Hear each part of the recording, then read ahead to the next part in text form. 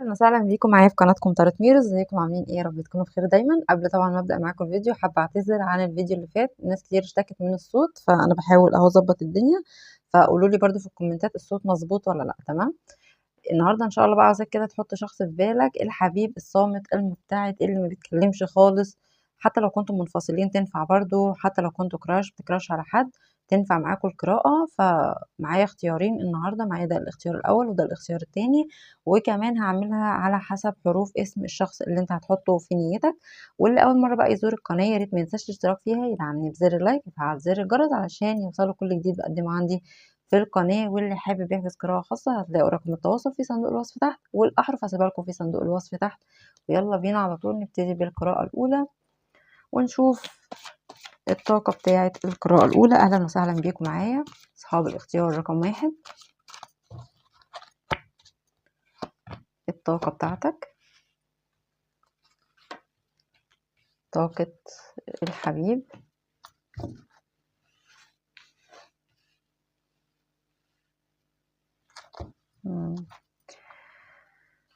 والطاقة المشتركة ما بينكم انتوا الاتنين. طب كويس.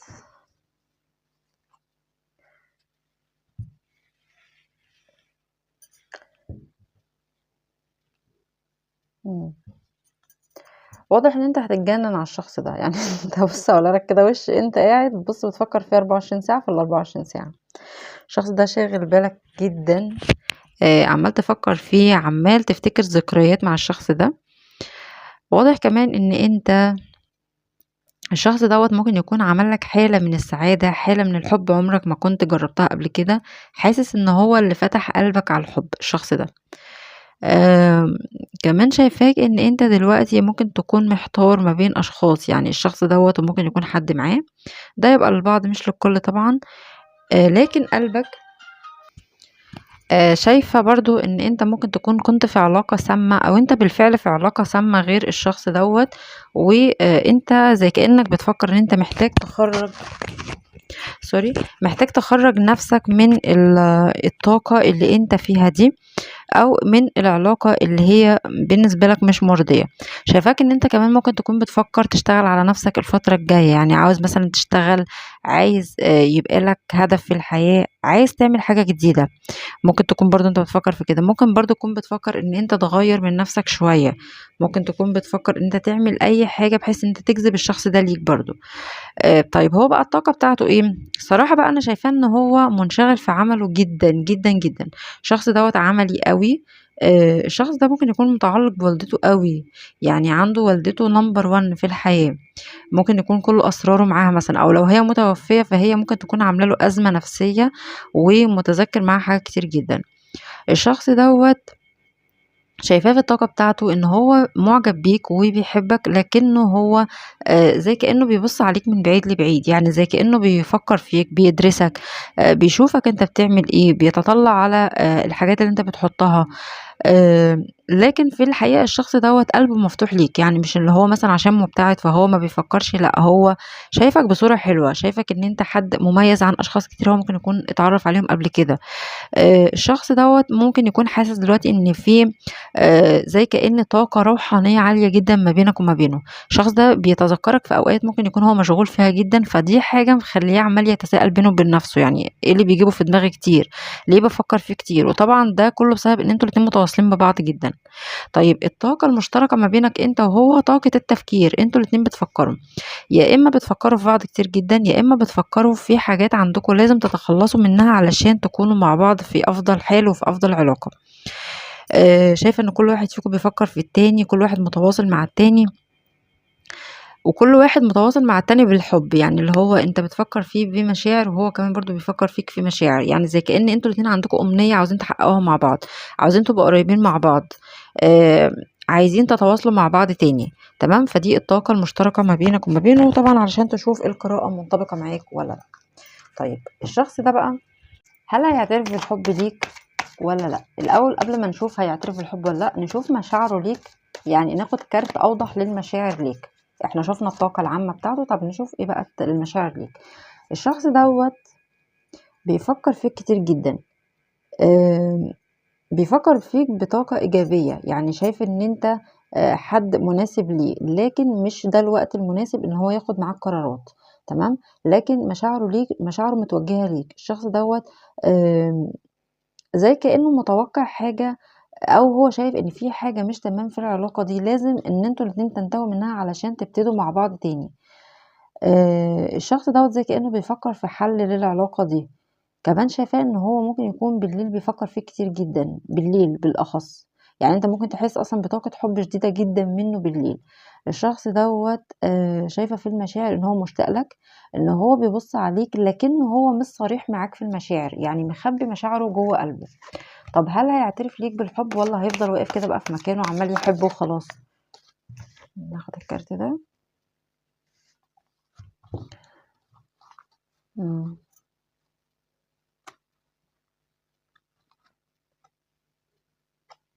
الشخص ده متردد، الشخص دوّة هاقول لك على حاجة، شغله عنده هدفه هو في الحياة صراحة يعني أول حاجة ثم العاطفة تمام، فلو هنتكلم في العاطفة بالنسبة لك أنت هل هياخد معاك قرار في إن هو يعترف بالحب؟ الشخص دوّة بياخد القرار وبيرجع فيه تاني، الشخص دوّة متردد، طب هل هياخد بقى الخطوة؟ إمم، الشخص دوّة هياخد معاك الخطوة وهيعترف بالحب، بس الشخص ده بطيء شوية في الخطوات. الشخص دوّة ممكن يكون من صفاته إن هو شخص مَرِح شوية، بيحب الضحك، بيحب الهزار، شخص بيحب الدُعابة، إمم، شخص كمان ممكن يكون عنده خبرة في الحياة، يعني على فكرة برضه ممكن يكون هو بيشتغل حاجة في ناس تحت إيديه بتتعلم منه، تمام، الشخص دوّة عنده شغله هو اللي شاغل تفكيره جدًا، طب هل هياخد معاك الخطوة في إن هو يعترف بالحب؟ هياخد معاك الخطوة بس اصبر عليه شوية مش دلوقتي، الشخص ده مش مستعد إن هو يعترف لك بالحب دلوقتي، لكن هو بيفكر فيك كتير جدًا، جدًا. طيب الشخص دوّة إيه خطواته معاك بعد كده، يعني لمّا يعترف بالحب إيه خطواته، إيه نيته للعلاقة دي؟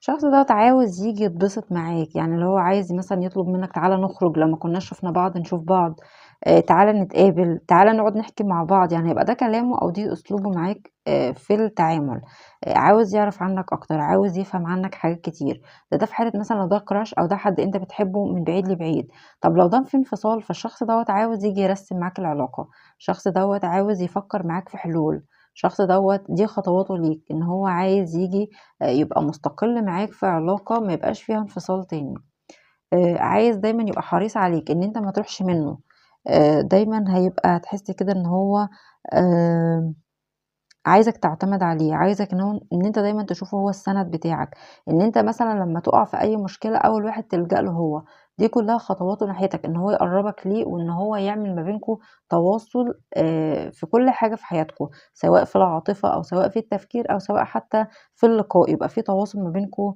وما بين بعض أنت والشخص دوّة. تعالَ بقى أقول لك الأبراج اللي معايا، معايا هنا برج الميزان،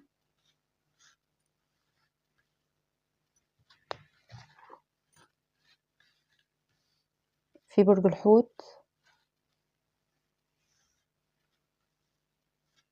في برج الجدي،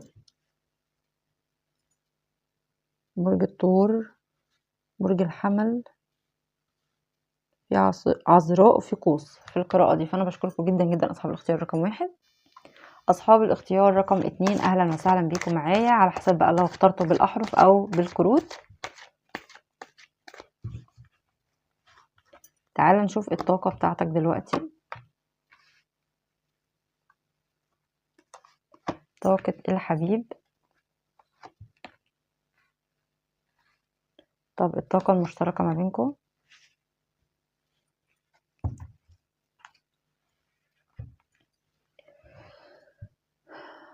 طيب أنا شايفة في الطاقة بتاعتك أنت زي كأنك عامل مشاكل مع حد أو أنت في حد مش طايقه في حياتك صراحة يعني كده، في حد أنت شايفه إن هو حمل تقيل على قلبك، ممكن تكون الحد ده أنت مصدوم منه، ممكن يكون أشخاص مقربين ليك أنت اتضح لك عنهم حاجات مش تمام الفترة اللي فاتت، آمم، شايفاك إن أنت مخيّر ما بين شيئين برضه، شايفاك إن أنت آمم، زي كأنك دلوقتي في مفترق الطرق، ان انت لازم تحدد المصير، يا تكمل في حاجة يا تبتعد عن حاجة.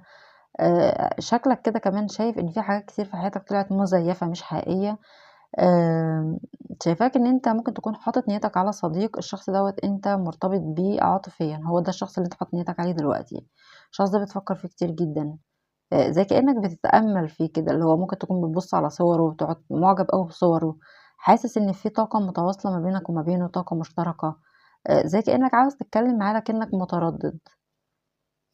كمان شايفاك في الطاقة بتاعتك إن أنت ممكن تكون زي كأنك بتعمل كده انتفاضة في حياتك الفترة دي، زي كأنك بتتحلى بالقوة برضه، شايفاك إن أنت ممكن تكون بتدافع عن نفسك، ممكن تكون برضه بتعمل حاجة في جسمك مثلًا بتلعب aerobics بتلعب مثلًا رياضة، بتعمل diet مثلًا، بتتنافس على شيء، بتتحدى نفسك على شيء عاوز توصل له، ممكن يكون برضه الشخص اللي أنت حاطه في نيتك ده على فكرة.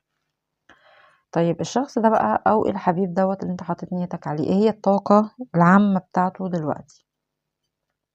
أولًا ده شخص اللي هو إيه، زي ما بنقول كده بالبلدي شخص حمقي شوية، شخص عصبي، شخص ما بيستحملش الكلمة، شخص اللي هو بيبقى دايمًا واقف لأي حد، بيتصدى لأي حد إن هو يتكلم عليه، وواقف لك أنت كمان على فكرة، يعني اللي هو بُص بقى يعني أنت ممكن تكون أنت زعّلته في حاجة، أو إن أنت ابتعدت عنه، أو إن أنت مثلًا مدّي له ضهرك الفترة دي، أو إن أنت مثلًا هو حاسس إن أنت في علاقة تانية في حياتك، فدي حاجة مضايقاه مثلًا. الشخص دوّة شايفاه إن هو واقف لك مستنيك إن أنت تيجي تكلمه علشان خاطر يعاتبك على حاجات كتير. الشخص ده شخص ذكي جدًا، آمم، شخص كمان ممكن يكون حاد في الكلام، كلامه حاد شوية، يعني اللي في قلبه على لسانه صريح أوي. الشخص دوّة ممكن يكون حاسس باستهتار من ناحيتك ليه الفترة دي. الشخص ده برضه ما بيحبش عدم الاهتمام، يعني شخص بيحب إن الناس اللي حواليه كلها تهتم بيه جدًا. الشخص دوّة في الطاقة دلوقتي بتاعته ليك، الشخص ده مش أنا باقول لك هو ده ممكن يكون صديق. الشخص دوّة شايف إن كان في صداقة بتجمعكم أو في حاجة مشتركة ما بينك وما بينه، الشخص ده بيتذكّر معاك حاجات حصلت ما بينك وما بينه، يا إما ذكريات كانت ما بينك وما بينه، كلام اتقال ما بينكم وما بين بعض. الشخص دوّة عنده تردُّد في شخصيته الفترة دي، ممكن يكون هو نَفْسه مش عارف اللي هو فيه ده إيه، يعني هل ده حُب، هل دوّة إعجاب بيك، هل ده فِكر بس زيادة فيك مش أكتر، لكن هو من جوّاه في طاقة عاطفة ليك شديدة جدًا. الشخص دوّة لو في خلافات ما بينك وما بينه، فهو عاوز ينهي الخلافات دي، يعني هو خلاص زهق بقى من الخلافات ديّة، أو إن أنتم الاتنين مش متفاهمين مع بعض، فهو مش حابب حاجة زي كده، نِفْسه إن أنتم وهو تتحدوا مع بعض أكتر، إن أنتم يكون في ما بينكم تواصل أكتر، هو حاسس إن أنتم الاتنين بُعاد عن بعض أوي، يعني كل واحد ماشي في طريقه وماشي في سكته، كل واحد مش فاهم التاني، أو كل واحد ليه حياته المستقلة بنَفْسه، هو دوّة اللي هو حاسّه من ناحيتك الفترة دي. الطاقة المشتركة ما بينك وما بينه طاقة الدفاع عن النفس، كل واحد فيكم زي كأنه محضّر للتاني كلام عاوز يقوله له ويدافع عن نفسه بيه، أو كل واحد عايز يتهم التاني بحاجة أو يعاتب التاني على حاجة. آمم، الطاقة برضه اللي ما بينكم ده من ناحيته هو رافض المساومة، إن أنت تساومه ما بينه وما بين حد، علشان كده هو شايف إن أنت ممكن يكون عندك طرف تاني. ودوّة فعلًا كان ظاهر في الطاقة بتاعتك، يعني هنا ظاهر لي إن أنت ماسك السيفين، فمعنى كده إن أنت ممكن يكون عندك طريقين مش عارف تختار مين فيهم، ممكن يكون حبيب وصديق أو سوري صديق حبيب، وممكن تكون مرتبط مثلًا بزوج أو زوجة، تمام؟ شايفة برضه إن أنتم الاتنين بتراقبوا بعض، يعني اللي هو بتبصوا على بعض بس عاملين نفسكم إن أنتم مش من هنا، إن أنتم كل واحد بيبص على التاني ومش عاوز التاني ياخد باله.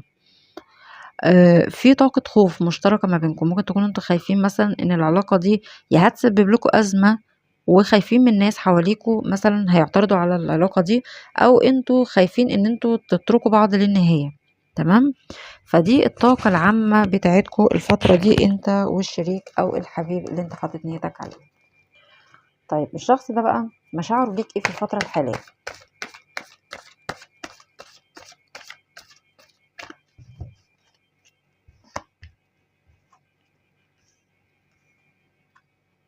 يعني ده شخص عاوزة أقول لك على حاجة بقى، هو أنت ممكن تكون مشهور مثلًا بتعمل حاجة على السوشيال ميديا، فهو زي كأنه بيراقب فيك وأنت بتعمل حاجات، بيبُص عليك.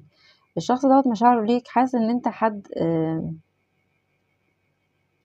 حد هو خسران وجوده في حياته، يعني اللي هو زعلان عليك على فكرة. مشاعره ليك مشاعر اللي هو مبسوط بيك أوي الشخص ده. الشخص دوّة في نيته الرجوع ليك على فكرة لو أنتم منفصلين، ولو انت ما بتتكلمش معاه او ما كانش في ما بينكم كلام اصلا، الشخص ده ناوي ان هو يجي يعترف بالحب لو ده كراش مثلا. ولو انتوا منفصلين مثلا انفصال زواج طلاق او حاجه زي كده، فده بيفكر في رجوع على فكره برضو. الشخص دوت شايفاه ان هو مشتاق لك جدا. الشخص ده كمان ممكن يكون كان بيبين لك القوه، لكن هو دلوقتي شايف ان هو اتهزم. عارف اتهزم ليه؟ لان هو مش قادر على بعدك، فبعد ما بين القوه ليك هو من جواه حاسس ان هو مهزوم مش قادر. شعره حلو قوي ليك الشخص ده. طب هل بيفكر بقى في رجوع ليك او في اعتراف بالحب ليك لو هو ما كانش اعترف بالحب؟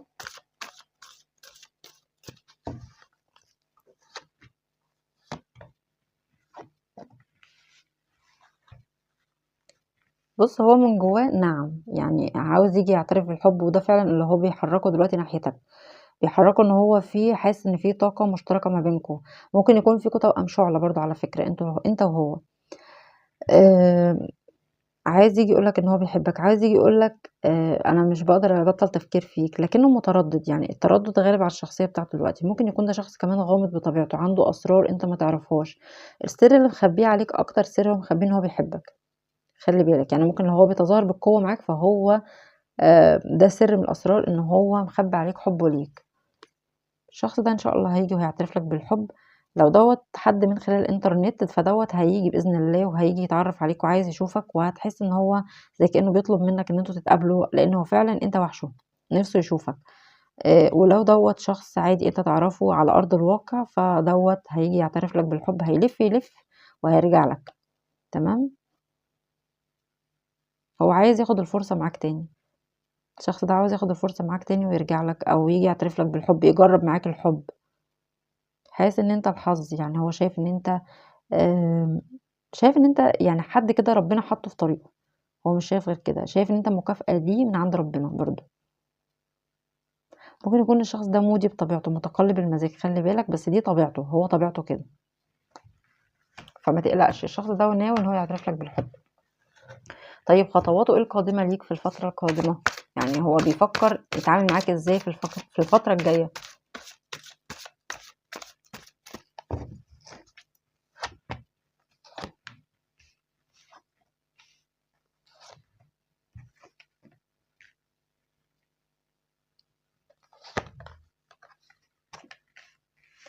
بص بقى، الشخص دوت هيفضل كده شوية مبين لك القوة، تمام، مبين لك ان انت ولا فارق معاه.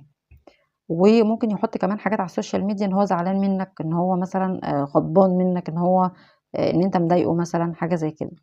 هتحس ان هو دايما الفترة الجاية ممكن يكون متوتر كتير.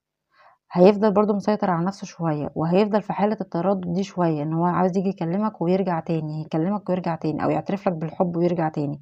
لكن هيقعد طبعا يراقب فيك كتير برضو. بس بعد كده هيحس من جواه ان هو السند بتاعك، يعني هو سندك في الدنيا دي. لو انت عندك حد تاني غيره، فهو هيبقى حاسس ان هو الاقرب ليك. طب لو انت ما عندكش حد في حياتك غيره، فهو هيحس ان انت محتاج حد يطبطب عليك الفترة دي. فهيبتدي يقرب ليك، هيبتدي يبقى في ما بينكم ان شاء الله رسائل. وده غالبا اول حاجة هيبتديها معاك رسالة. او لو دوت شخص مسافر من بعيد فهيجيلك. تمام. لان هنا برضو شايفة سكة سفر، يعني ده شخص بيفكر ان هو يسافر ويجيلك. الشخص دوت هيجي يتكلم معاك بكل صراحة وكل وضوح. تمام. الشخص دوت عاوز يعمل تغيرات في العلاقة دي، الشخص ده عاوز ياخد العلاقة لمرحلة تانية، لمرحلة جديدة، لمرحلة احسن من اللي انتوا كنتوا فيها. خلي بالك، هو بيحاول يتشافى دلوقتي من اللي انتوا كنتوا فيه، او بيحاول يعني يستعيد نفسه كده علشان يجي ويتكلم معاك، ويجي يعترف لك بالحب، ويجي يقولك ان هو مثلا مش قادر على بعدك لو كنتوا منفصلين. الشخص ده زي كأنه عاوز يغير مكانه كله ويجيلك على فكرة، او ياخدك وتسافروا. نيته حلوة معاك جدا الشخص دوت. طيب ايه الابراج بقى اللي معايا في القراءة دي؟ معايا برج الدلو، في برج الاسد، في حمل، في قوس، في جوزاء، في ميزان،